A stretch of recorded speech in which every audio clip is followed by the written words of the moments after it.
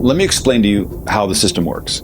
So the first thing is they want us to be in jobs, JOBs, because there they can transduce our most valuable resource, which is our time on the planet. Our effort, but our time on the planet. They can take that non-renewable resource, by the way, and transduce it into a debt instrument, Federal Reserve notes. Things they're not actually worth nothing. They're actually debt instruments.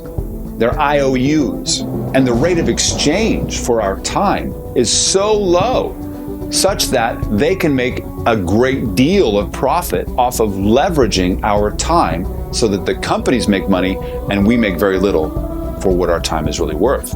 Then, do they pay you your full measure? No, they take half of it out as withholding on taxes that are unconstitutionally levied against us to take away even more of that labor transduced into worthless units, only to return it over a year later after inflation has made it even less valuable. Then we spend what's left and have to pay an additional sales tax, 7 to 8, 9, 10%. And one of my favorites is that even before we get those dollars, they take our money and put it aside for a retirement in an IRA or a 401k. And we think that someday in the future, the IRS will honor its word and that we'll get that money back without tax. And the IRS has stated plainly that they'll change those rules on a whim, even though they said they can't be changed. Even if they did honor their word, by the time you get it back, it won't have even made up the value that inflation was degrading it in the first place, and you've lost money. You might as well have just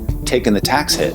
And then the pièce de résistance is that media cons us into thinking that we can have the riches of avarice by putting what's left of our money, after all the expenses and taxes, into a market that is designed to take our money and recycle it.